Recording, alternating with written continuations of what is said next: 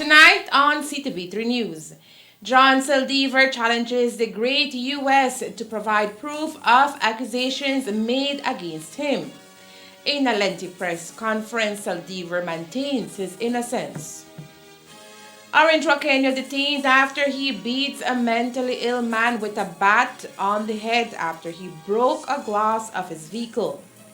And the Office of the Special Envoy advocates for rigorous protection of women as the world prepares to observe 16 days of activism against gender-based violence. These are some of the stories we have for you tonight in our newscast for Thursday, November 24th, 2022.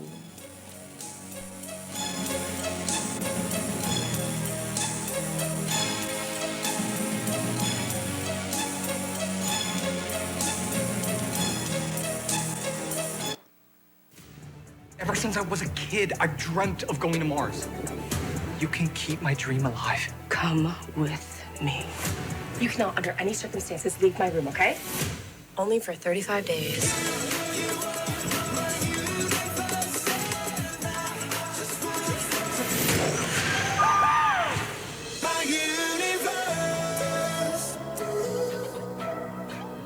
Enjoy your favorite HBO original series and movies with Centaur, your kind of company. Es un hecho que tu crédito dura más con Smart.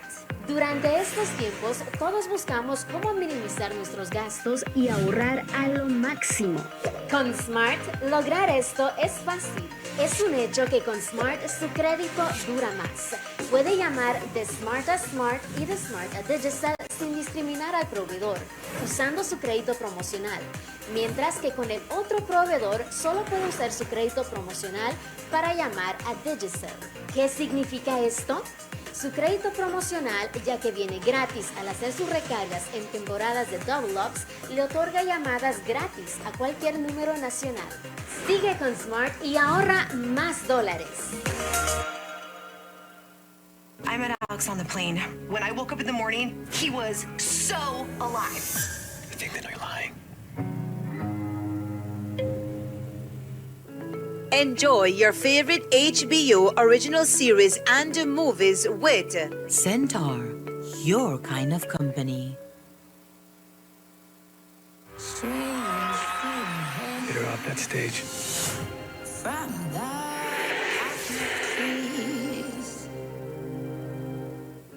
Enjoy your favorite HBO original series and movies with Centaur, your kind of company.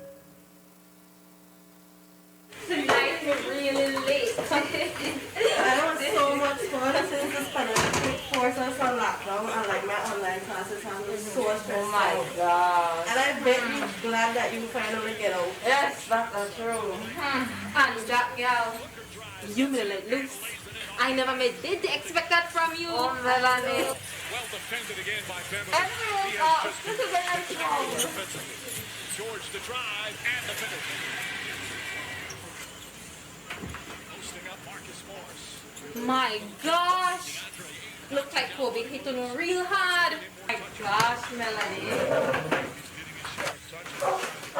Now you the top.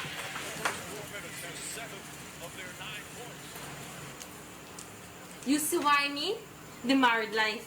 She can even enjoy her friends like in a peace. Mind your business. Someday you might find a great guy too. Exactly. Well, I still kind of have a crush on he cousin. Oh, no, remember the one where I danced with at the wedding? Oh yeah. Yes. Yeah, well, I would have go pull up down with he any day. Anyways, when a gun causing enough trouble for one night, make a walk on the out. Alright.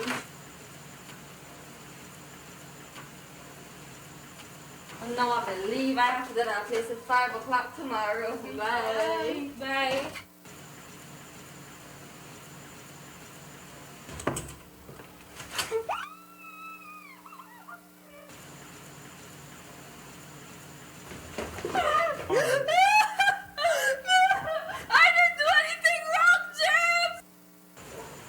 Hey, morning. Morning. Your friend Melanie bring this for you on the way to work? Take it. check it. You have to be more appreciative. You got some nice friend.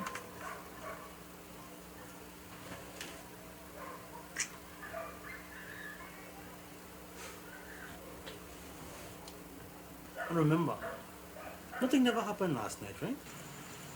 Right?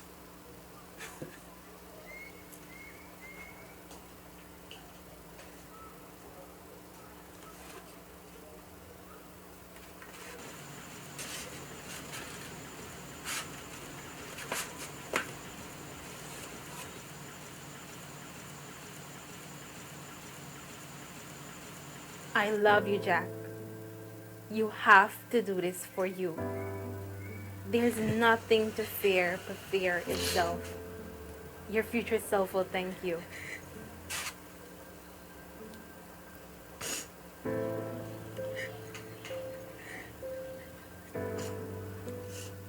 No.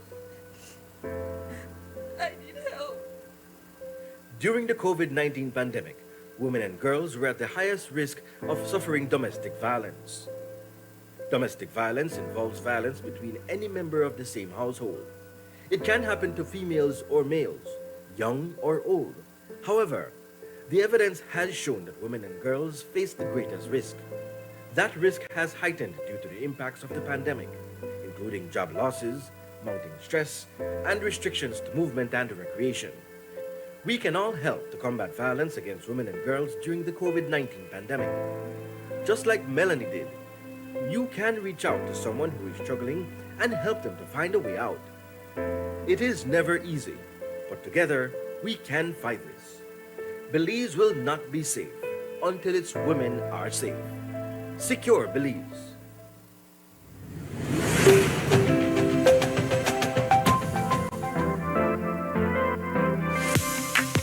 I'm always on the go, and the country is my home. So when I want to get away from it all, I immerse myself with my favorite movies, all from the new Smart Stream app. It's easy to use this service.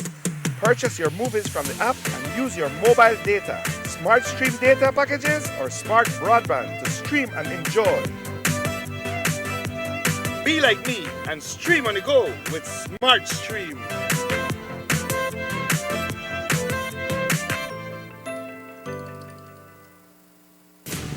Ever since I was a kid, I dreamt of going to Mars.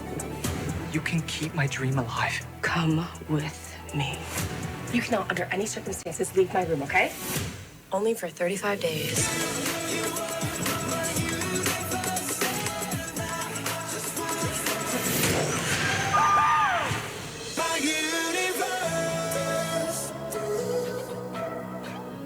Enjoy your favorite HBO original series and movies with Centaur, your kind of company.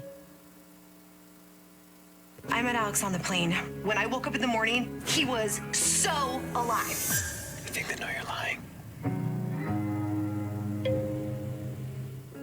Enjoy your favorite HBO original series and movies with Centaur, your kind of company. Get her off that stage.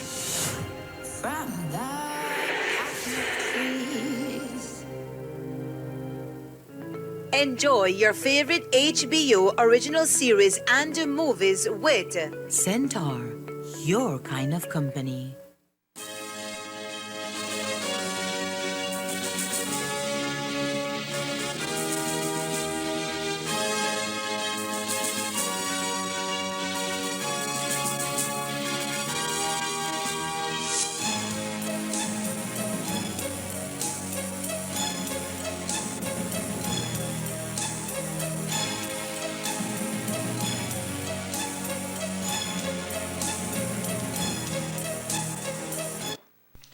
Good evening. With your news, also simulcast on Fiesta FM 106.7. I am Joanna Rodriguez. A man who police describes as being mentally ill lies tonight at the Northern Regional Hospital. He is recuperating from an injury to the head and from a fractured left rib after he was beaten with a bat. Reports to us indicate that Diego Mencias was in the area of Liberty Avenue when he broke one of the glass of a vehicle belonging to Kenneth Perez with a cement block. Reports suggest Perez then placed a beating on Mencias with a bat, hitting him on the head and other parts of the body. A video circulating on social media shows Mencias lying on the street bleeding profusely from the head. We understand he was taken to the NRH where he remains listed under stable condition. Perez is yet to be charged. Doctors, however, have classified Mencias' injuries as grievous harm. 1 week after being placed on designation by the U.S. State Department on the basis of significant corruption, former UDP Belmopan area Representative John Saldivar, who served during the previous Barrow administration as the country's Minister of National Security, faced the media today in a press conference. In a statement, the U.S. State Department indicates that Saldivar accepted bribes in exchange for improperly facilitating the acquisition of Belizean immigration documents and that he interfered in public processes for personal gain. Today, Saldivar challenged the U.S. to provide proof of their accusations as he maintained his innocence. For the record, as I have stated many times before, I am innocent of any allegations that have been made against me. At no time have I participated in any corruption at the Immigration Department while I was the minister or even before or after. And there can never be any proof brought out against me in that respect. I challenge the United States government to provide that proof.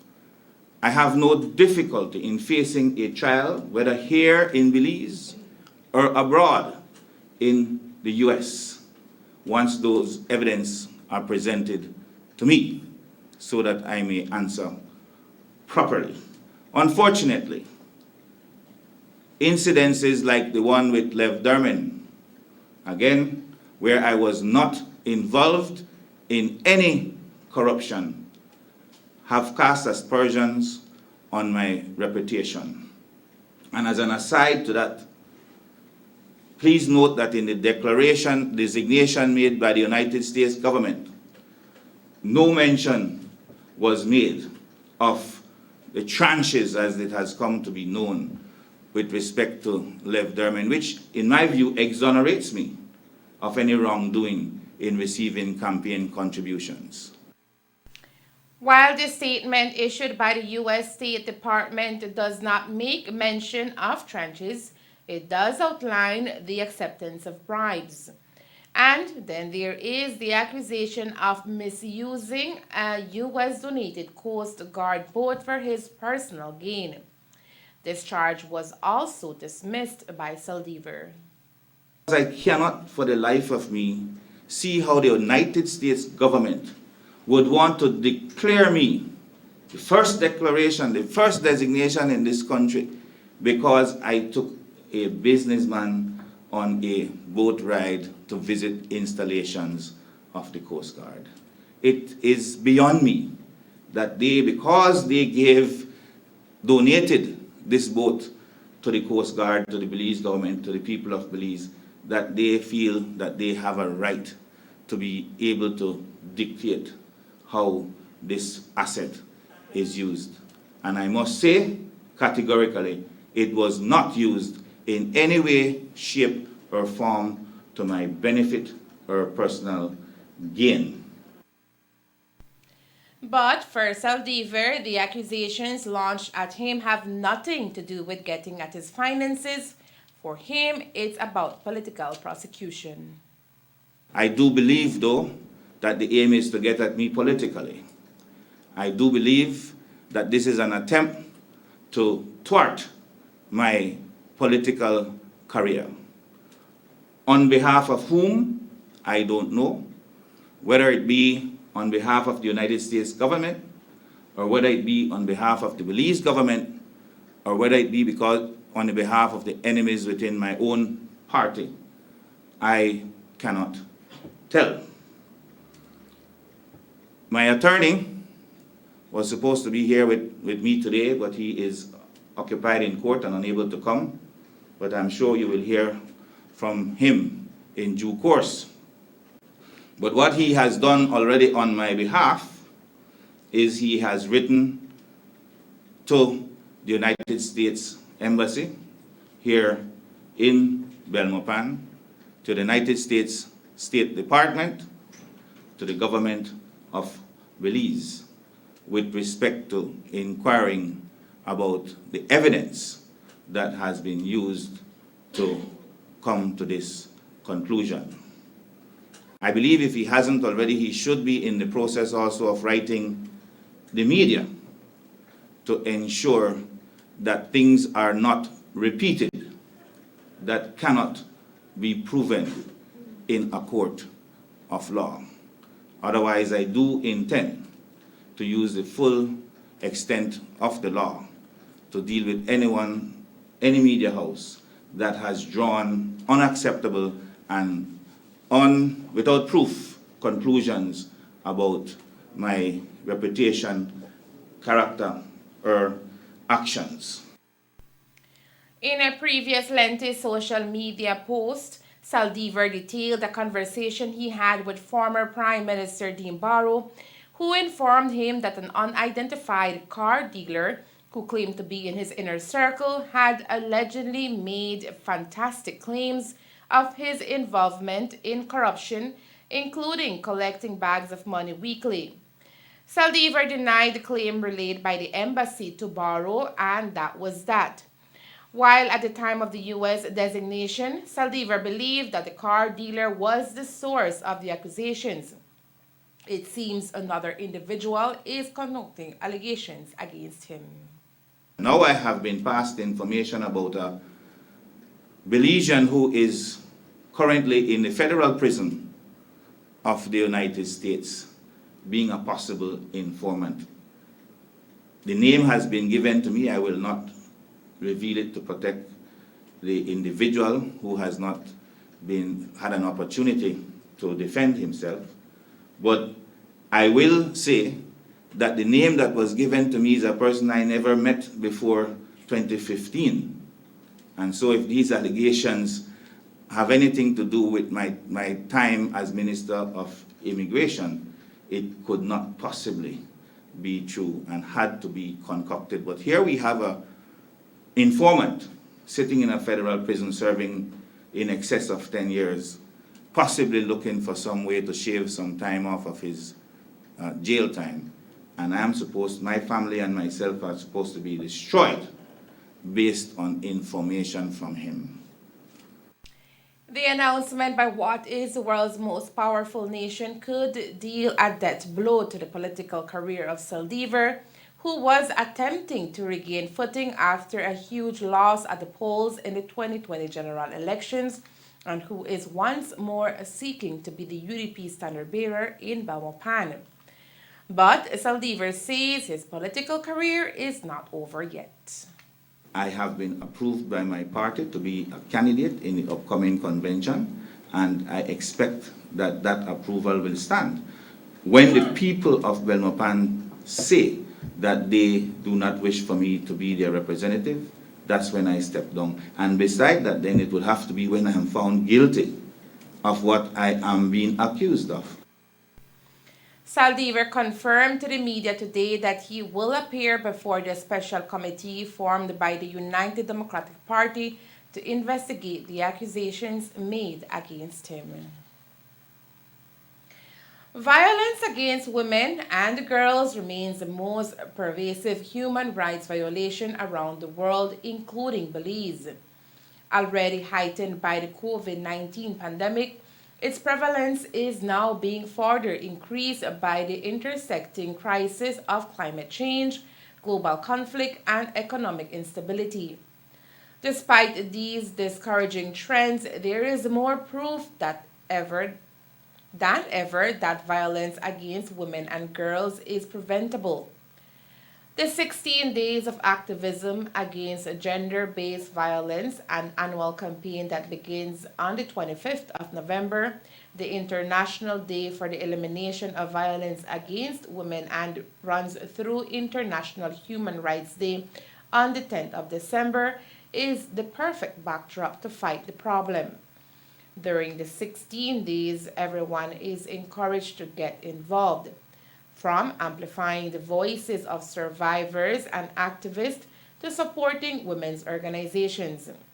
Here in Belize, the Office of the Special Envoy for Families and Children is calling on the community to take part in various activities focused on reducing and preventing violence against women and girls and protecting women's rights.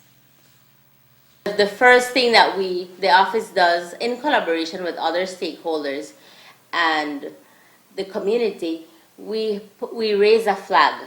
The orange flag goes up on the 25th so that people are aware that a campaign has begun or is continuing, because it's a continuous campaign year after year. So you'll see, our community will be able to see orange flags flying all over our town, the cities, and different government organizations and offices. We have also interviewed prominent men and young men to speak out against violence. So that, I'm looking forward to that one, because that's going to be a very interesting one.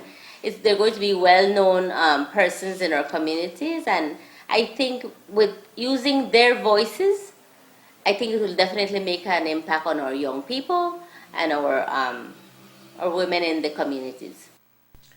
This year, the 16 Days of Activism is observed under the theme Unite Activism to End Violence Against Women and Girls.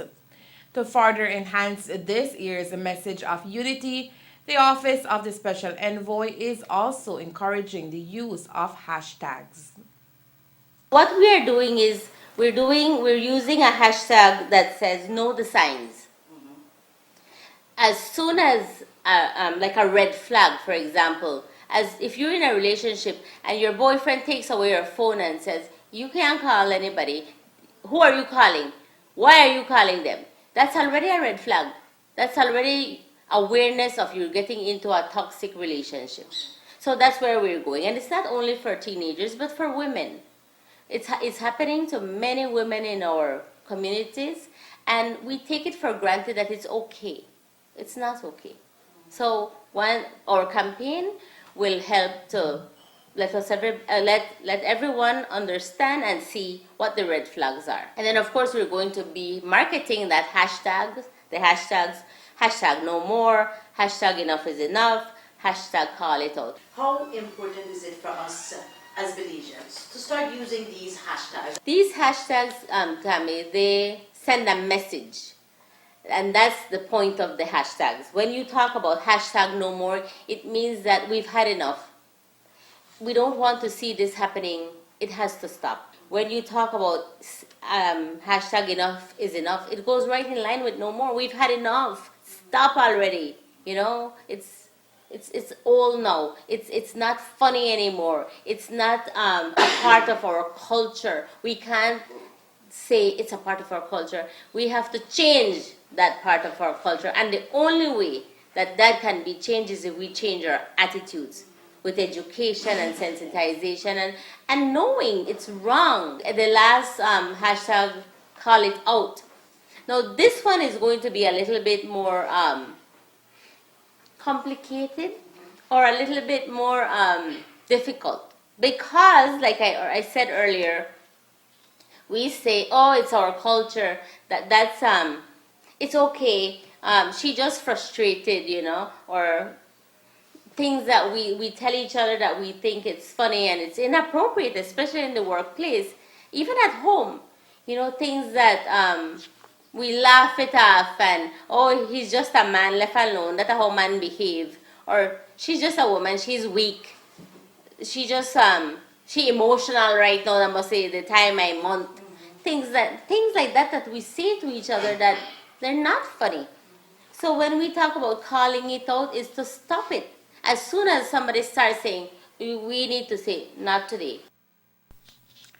To push forward the message, a gender-based violence panel has also been organized for December 10th. It's going to be virtual, live on Facebook with Dr. Kendra. She's a Belizean. She's also a professor at the University of California, and she will be moderating a panel which will include 5 professionals, and they'll be talking about topics that include childhood trauma, mental health for women and children, sexual abuse, the cycle of family abuse and violence, and specifically domestic violence. The objective of the panel is to educate the population about these topics like sexual violence, childhood trauma. We ran a survey on our Facebook page to ask the community what topics were they most interested in. And we took these topics and we created the panel based on these interests. As you heard, the Office of the Special Envoy is promoting the use of hashtag no more, hashtag enough is enough, and hashtag call it out to bring awareness against gender-based violence. But if we look at hashtag call it out, that has been a problem here in Belize. Often we hear people complaining about reporting a case of domestic dispute, but it's never followed. So how can we call it out? For one, there must be confidentiality, says Special Envoy Rosanna Briceño. From the moment she took over the reins of the Office of the Special Envoy for Families and the Children, Briceño has been lobbying for the implementation of several policies, one of them being full protection for women. I would love to see that there's real protection for women. The sad reality, Kami, is that a lot of women are not aware of what services are out there. They don't know how to access the service. So if it's a mandate, it comes as a policy, a mandate that the police, the nurses, everyone involved has to inform the women of their rights, of what's available, then I know that the awareness will be there. If the police could make sure that it's mandatory for the police to tell a victim what her rights are, then men would be less prone to perpetrate more domestic violence and against women and girls, because they will also be aware that the woman has a right and they have protection. We've been working on this policy for a long time, and it's small steps, but I'm hoping that a major policy will be put in place. We will have more on our extensive interview with Briceño in tomorrow's newscast. Coming up next, People's Constitutional Commission holds a first meeting in the city. Stay tuned.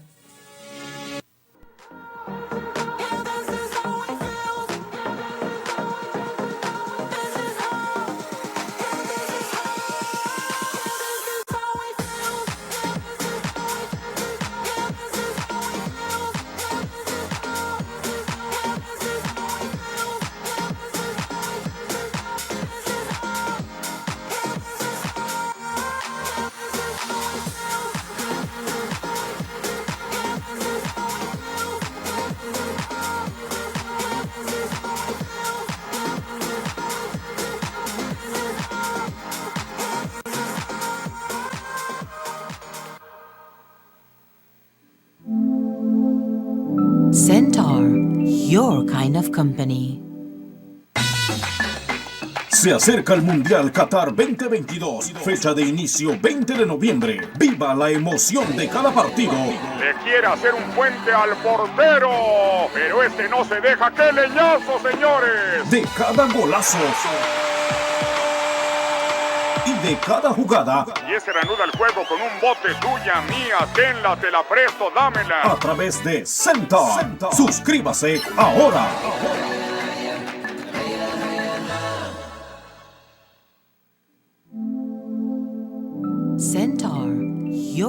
kind of company. Win big with Shell. Shell is giving away over $20,000 in prizes this Christmas. One lucky customer will win $6,500 in fuel. Plus, over 40 customers will win either $150 in fuel vouchers or $500 in cash. To enter, spend $40 billion or more in fuel. Complete the entry form and drop it in the boxes provided. Fuel up with Shell this Christmas for your chance to win. Promotion runs from November 21 to December 31, 2022. Terms and conditions apply. Visit solpetroleum.com/winbig with Shell for more details. Shell trademarks are used by Sol Brands Incorporated under license from Shell Brands International AG.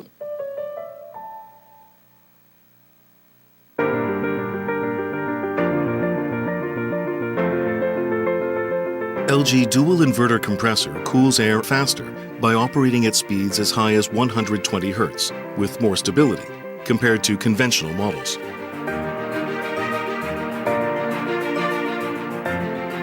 It also saves up to 70% more energy by operating at speeds as low as 10 Hz with more stability.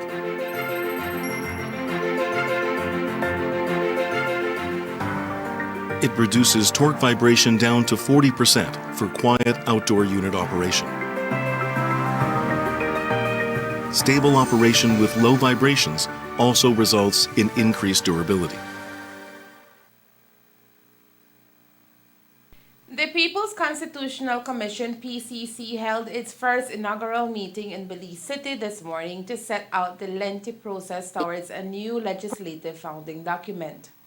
After a public introduction to the press, the first of a planned 3 working sessions for the rest of 2022 will be held, according to Commission Chairman Anthony Chanona. This morning's session is designed to present the face of the PCC to the nation. At the launch, we were a bit sandwiched under the tent, and nobody really saw who is who. So we thought we could improve on that, and then also to affirm to the oath of office, not an oath of secrecy. Somehow, I think that got misconstrued also. But the most important thing is for the commissioners to meet and greet, part of team building, but there will be on the agenda an item for each organization to present within 2 to 3 minutes themselves, the organization they represent, and their expectations. Then the media, you're invited to lunch, but the media then would leave, and then we go into a working session this afternoon. And the working session is not intended to go into any great detail, but to begin to set out what are the parameters, the mandate, and orient the commissioners to the work ahead. Then we're planning a meeting on the 8th of December, and possibly another one on the 14th before we close for the Christmas holidays. We're trying to put in 3 meetings. The Commission will also engage in efforts to not only engage Belizeans throughout the 18-month process, but to do long overdue education on the form, structure, and content of the Constitution and its relevance to them. The education exercise would be disrespectful to the Belizean people if we don't first educate them as to what this exercise is about. But the workshop meetings planned for the 8th and the 14th is intended to create a work plan and a roadmap. And then we need to develop the message. And then we need to find the logistics of getting the message out.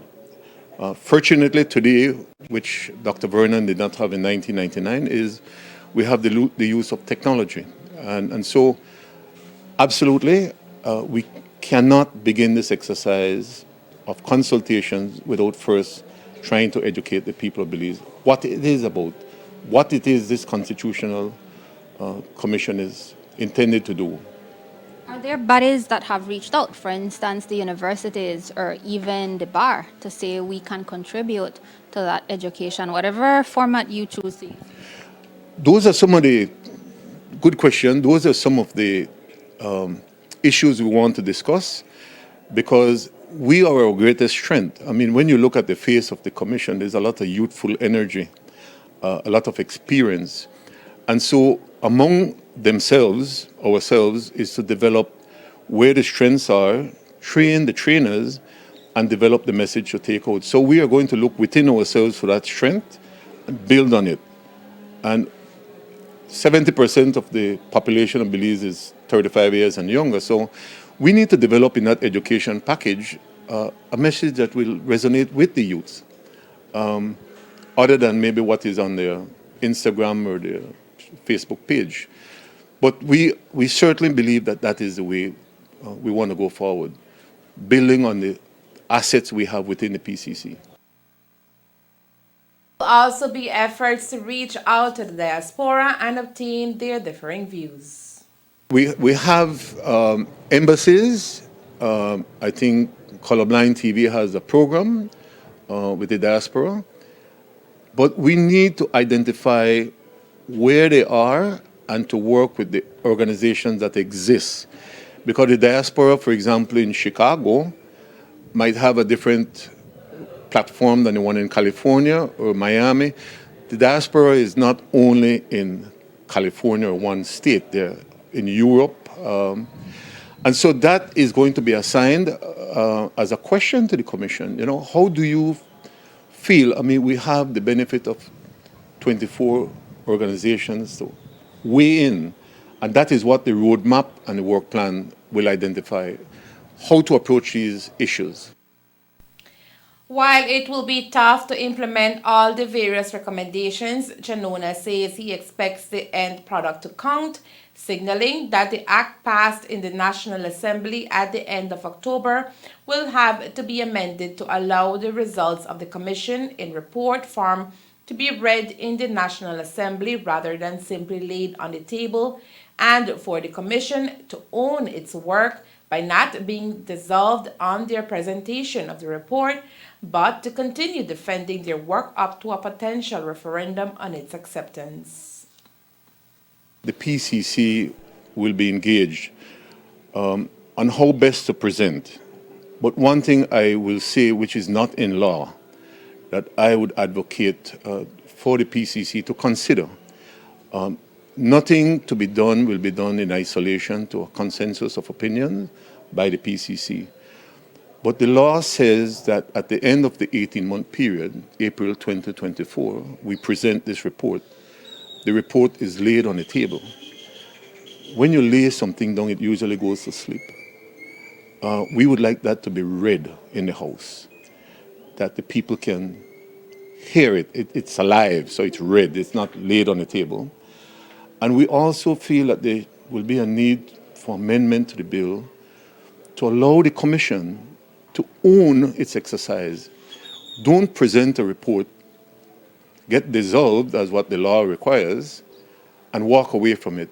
We need, if we produce a document, we need to defend it all the way into the referendum. I see that as critical. Otherwise, it's a report, I'm done. It's now the political arm to do it. And to me, that's a recipe also for a lot of things to go wrong. We should be required to go all the way with this document. A total of 24 organizations are represented on the Commission, ranging from political parties to civil society to minority rights organizations. Tourism, nature, and development is the theme for the 11th Mesoamerican and 2nd Congress of Latin American Countries on Tourism Research.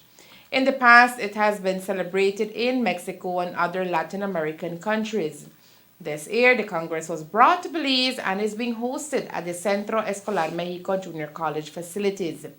Its objective will be to reflect, debate, and provide knowledge about the determinants, processes, resources used, impacts generated, and local, regional, and global solutions proposed of the relationship between tourism, nature, and development. Hugo Gonzalez tells how one presentation by one of CEMGC's past students in Mexico provided a window of opportunity for the Congress to be hosted in San Roman Corozal. Education opens doors and connects people.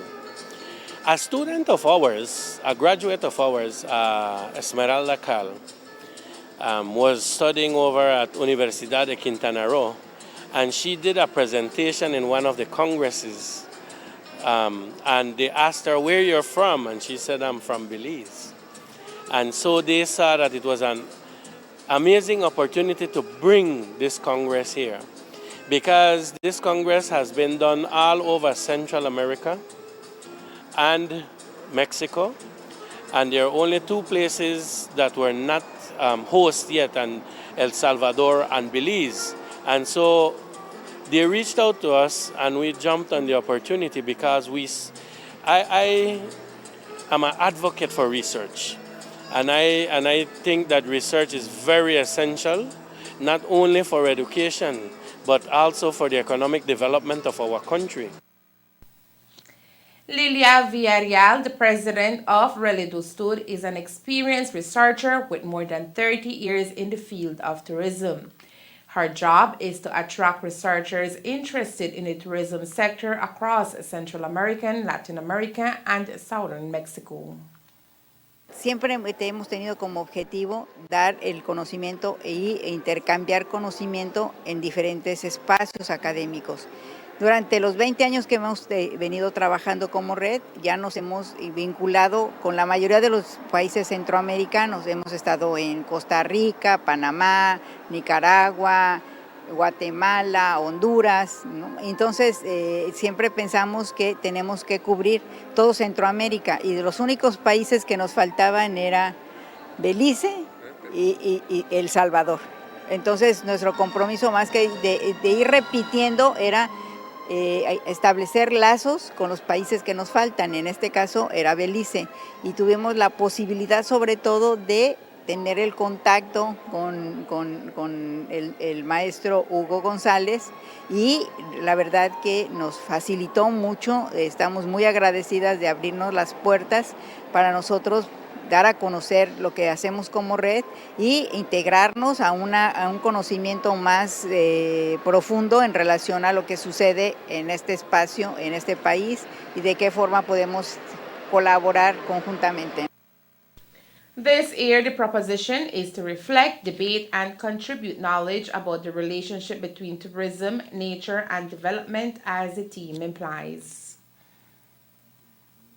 En este caso nosotros vamos a trabajar sobre turismo, naturaleza y desarrollo, ¿no? O sea, cómo la naturaleza es muy importante. Eso quiero también hacer notar, que la red principalmente trabajamos en espacios rurales más que urbanos, y consideramos que el turismo sí puede ser una alternativa de desarrollo siempre y cuando las comunidades, los gobiernos y todos se empoderan de ese desarrollo y toman las alternativas de lo que necesita el país, lo que necesitan las localidades y las comunidades, y no al revés, esperar que lleguen los inversionistas y estar al servicio de los inversionistas, sino que los mismos países, las mismas comunidades delineen hacia dónde de llevar el desarrollo.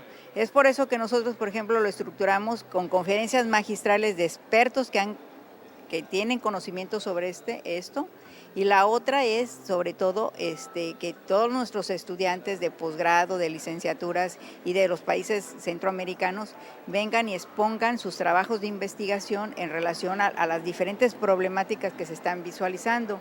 Y además, otro de los compromisos muy fuertes que tenemos nosotros es realizar algunos talleres de reconocimiento de lo que puede, de los temas más actuales. Por ejemplo, ahorita vamos a integrar 3 talleres, uno sobre gastronomía y turismo, lo importante de las cocinas tradicionales y de la gastronomía regional, y cómo esta puede sobre todo ser una alternativa de desarrollo para las comunidades. Otro taller que estamos impulsando es el taller de desarrollo local, o sea, cómo ver el desarrollo local desde las propias comunidades, y el otro que tenemos es uno sobre patrimonio cultural, de que los estudiantes, los profesores visualicen el patrimonio, la riqueza que tienen, y cómo y que efectivamente pueda ser un elemento, más que un atractivo, un elemento para integrar la actividad turística. The name Mesoamerican University Tourism Congress began to be used from its 4th edition, taking place without interruptions until the 9th edition in 2020. This is when the COVID-19 pandemic crippled per se the world. However, it allowed a greater push to finding solutions to a shaking world. As a result, an online edition took place in 2021. In 2022 now, it is imperative for research to be part of tertiary education institutions in Belize and the world. Research has to be an integral part of what we do at the government level. And I am pretty sure that many government ministries conduct research. However, my stance will remain that the tertiary level institutions need to support government with research. And so we have a basis in our schools to be able to conduct research. And you see, because it's not all about teaching our students concepts or giving them 20 courses in tourism and learning all the concepts, but we gotta hit the field. We gotta find out what is our Belizean situation, especially after the pandemic. We want to conduct more research and try to mitigate ways in case of something. I'm not trying to say that we want COVID to come back. That's not my plan, but I'm saying in case of an outbreak of whatever may occur, that we are able to adapt to those situations and keep the industry going. And these are things that research will allow us to do. To fulfill this purpose, experts flew in to give lectures through magisterial conferences on related topics. The hope is that the papers that are presented refer to the models, policies and actions and/or tourism projects developed in the Mesoamerican countries.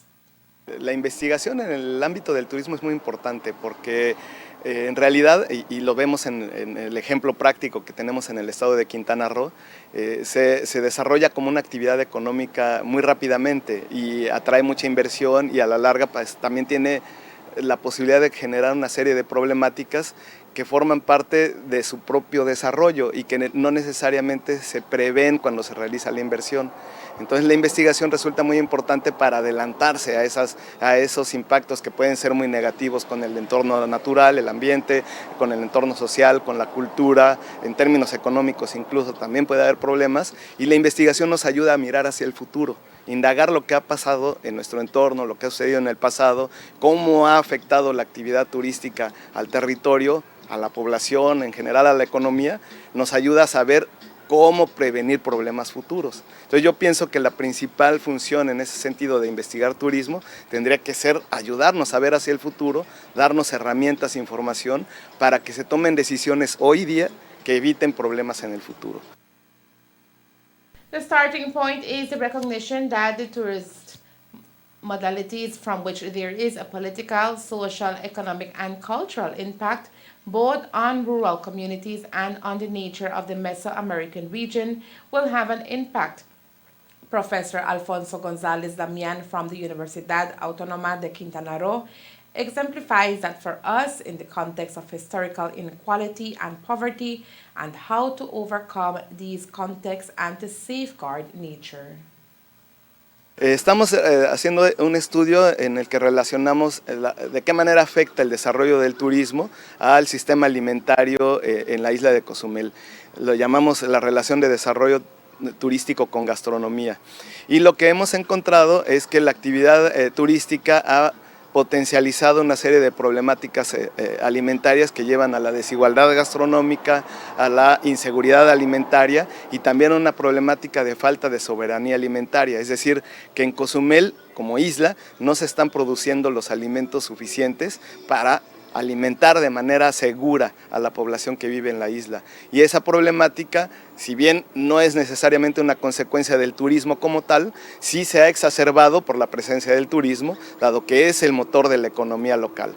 Y además ha llevado a una especie de desigualdad en términos gastronómicos, en donde se ofrecen platillos e ingredientes de muy alta calidad gastronómica al turista, y por el contrario a la población local está consumiendo alimentos de baja calidad nutricional, que además son caros porque todo se tiene que traer de fuera de la isla y que ello pues ha redundado en problemáticas asociadas a la alimentación en la población de Cozumel. Y nuestra investigación lo que está haciendo es, además de demostrar que esto existe, estamos también indagando sobre las causas históricas de estos efectos. entender las causas históricas nos permitirá en su momento también identificar cuáles son posibles soluciones para esta problemática hacia el futuro. In this sense, it is considered necessary and opportune to generate from the universities a public agenda in which, when planning tourism activities for local development purposes, economic and social responses are integrated. Through this means, then, it is possible to face critical factors such as loss of biodiversity, saturation of spaces, environmental contamination, and gender violence, to mention a few.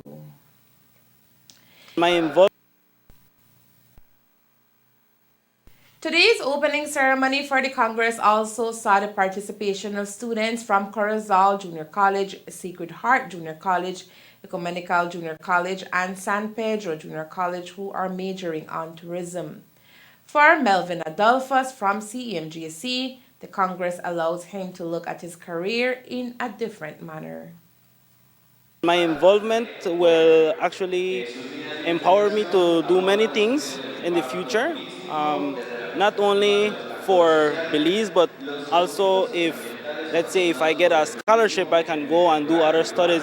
And of course, here we have never had investigations, so this will impact me in a larger aspect in my particular career. Yeah. You were telling me that you're involved in a lot of things in your career. What are those things? Well, I am a tour guide apart from this. So when we talk about tour guiding, many people, as we were having a conversation earlier, you said that many tour guides follow other tour guides. I think I don't want to brag or anything, but I think I am one of the exceptions. Why? Because I was one of the youngest, still considered one of the youngest, that does almost everything. Apart from that, well, I have worked with a company where we have done tours with National Geographic as well. And technically, I am a dive master only because I didn't, because of the pandemic, those sort of things. But yes, this will impact me because right now I am furthering my studies, and this is just opening doors for many things, particularly in the tourism in Belize. A congress of this magnitude is the first ever in the history of Centro Escolar Mexico Junior College. For this reason, a committee was formed and the entire student body were engaged in the planning and execution of the event. This Congress, we have partnered up with partners in Mexico. It's been months of preparation. We created a committee, a very dynamic committee that we have here at school, and we started preparing. So it was a little bit challenging, but it's something that we are accustomed to doing events, especially in tourism programs. So we got a little bit of everybody, each department to come together, and so we gathered the students have been participating. The second year students are actually participants. It is a research congress, and so they have never been a part of something like this. Actually, this is the first time we have been a part of an international congress putting the logistics together. Okay, and so for the last few weeks we have been working and together. Everything has been online and virtual, so it's been great now to have everybody present here, and this thing has come together. Cultural exchanges, we had a Garifuna presentation this morning, the Pok Pok group. We have a lot of technology involved here today as well. Our first year tourism students are actually helping us with what is the hospitality part, as you can see, doing the registration, the food and beverage area. So everybody here at Centro has come together as a team to make this a reality and for it to happen. The Bishop Martin High School here in Orange Walk have been molding its students to become more engaged in learning what real life out in the fields would look like. For the past 3 months, students took up a unique challenge and participated in an international project focused on designing a system to produce food for human habitation on Mars. Now, while that may sound as an out-of-the-movie line, the students accepted the challenge and, with the assistance of their mentor, Wilson Mendoza, brought down all barriers. We participated for the second time in the Martian greenhouse. This year it was called 3.0. So this is our second year that participating in this event, no? And so as a science teacher, my role was to assist the students, to guide them, to be able to be organized, and so be able to start the project, go through with it, and try to see it till the very end. And so I am very proud of the students that we have here today, the group, because they worked hard, they dedicated so much of their time, their organization, their analytical skills, and the end product is that they really enjoyed it and they know a lot more about what the project was about, which is actually creating and sustaining life on Mars. The complete project took lots of extra classes and long hours of preparation. However, the experience solidified the students' interest in Mars. Decided to go in the plant aspect of that. So we decided to create a greenhouse furthering our research, and the greenhouse would have a dome structure and multiple levels underground to stop the radiation from Mars flooding into the plants. Yes, it was very difficult because there isn't much research about Mars, so that really put a setback to our dome. So what would be your takeaway from this entire participation? Well, I personally really liked it. It was a truly amazing learning experience, and though we had to miss some major events, it was an awesome experience. We got to discuss with mentors and also students from abroad, like from the United States, from Peru, from Nicaragua, from all of those places, and it was a really, really amazing experience. We met up after classes, as they said. We took 1 to 2 hours usually in meetings. One day we would meet with the whole entire team for the Martian greenhouse, and then just our team here at school with our mentor, which was Mr. Dan Adamo. Yeah, the experience was really great. I focused more on the plants, which plants were to be used in the greenhouse. We chose tomatoes, lettuce, arugula. Why? Because those have already been tested in Martian soil, and yeah. Okay, so you thought that choosing tomato would have made it easier for the plant to grow because it had been tried before? Yes, and also they have really great health benefits. For Gabrielle Torres, this is her second year participating. She says she believes that her integration into this year's group was fruitful. This is the second time that the school's been participating in this Martian greenhouse project. The first time we did it, we went in not knowing specifically what this project will entail. But besides that, we were resilient, and then we did so much research the first time. We had learned so much, and that's why I decided to come and do it again this year for Martian Greenhouse 3.0. So this year it was even better because this year we actually enhanced the research that we had done previously, and we even created a model this time, which is a 3D model done by our group. We also met up with our mentor, Mr. Dan Adamo, and he also enhanced the research that we did. So we learned more about Mars based on what he had told us, since he guided us along this journey. We also met up with the other schools, as previously mentioned, from around the world, and we also learned how to have more ideas based on their research that they have done. So in a way, all the schools were helping each other so that then we can have our own research and come up with our own ideas. Additionally to this, we also had guest speakers that would give us weekly talks each week, because we would have meetings each week, one with all of the groups from the different participating schools from around the world, and we also had weekly meetings with our mentor and another meeting with our group itself.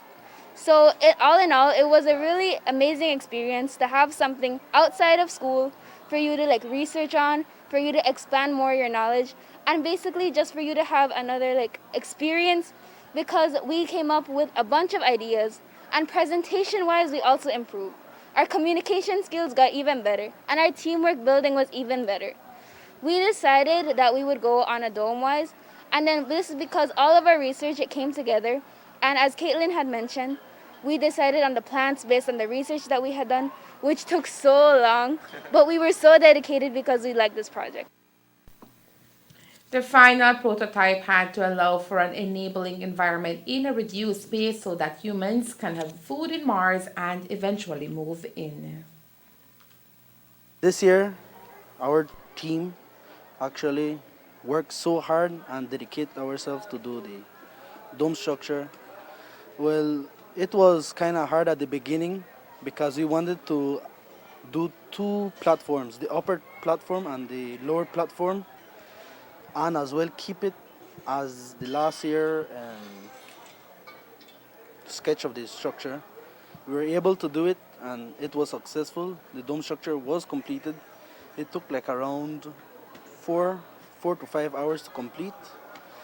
Yes, there were some problems building it, the clay that we used, the soil to create it. Yes, there were some problems, but our team kept together and finally came up with the dome structure.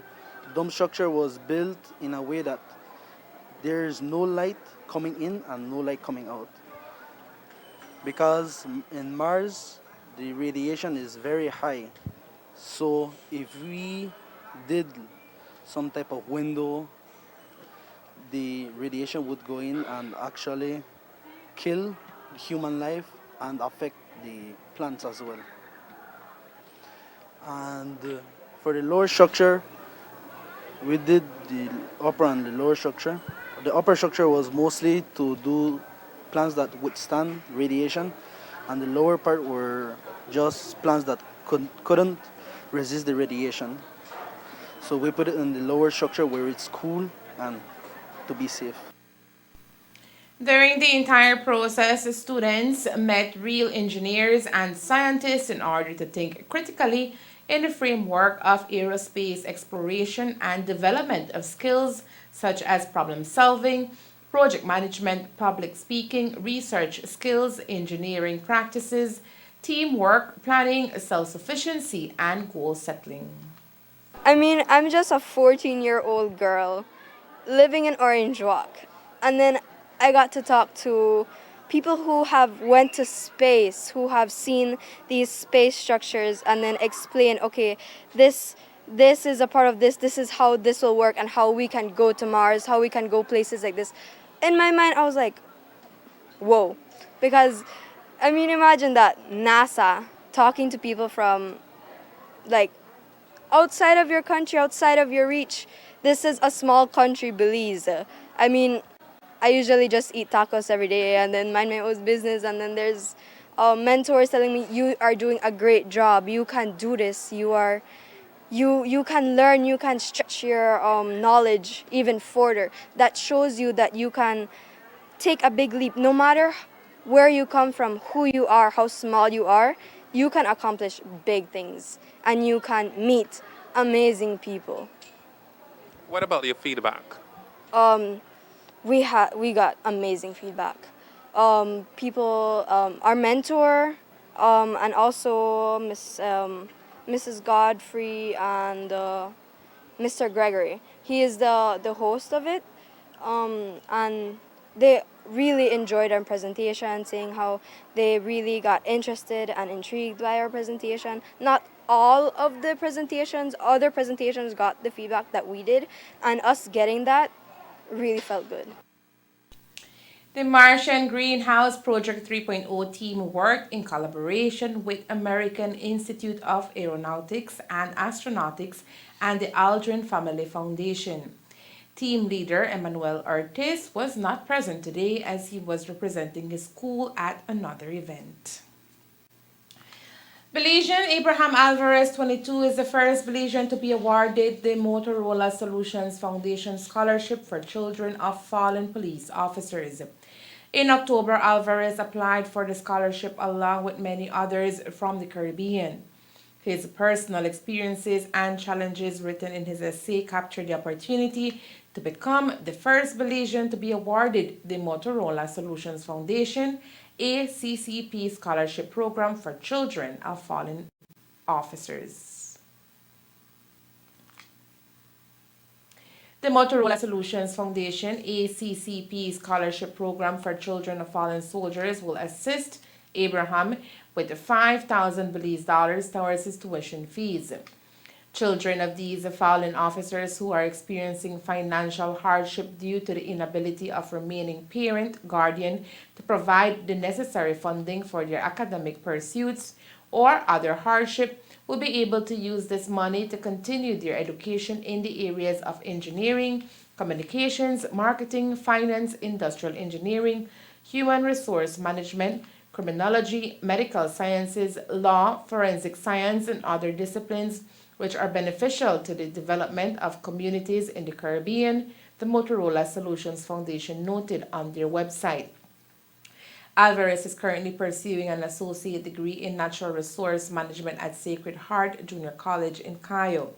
Commissioner of Police Chester Williams and the Belize Police Department joined in congratulating Alvarez.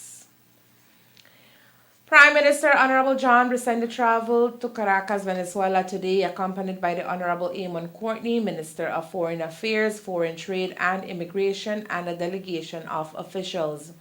At the invitation of the government of the Bolivarian Republic of Venezuela, Prime Minister Briceño is expected to hold high-level discussions on various bilateral initiatives and programs.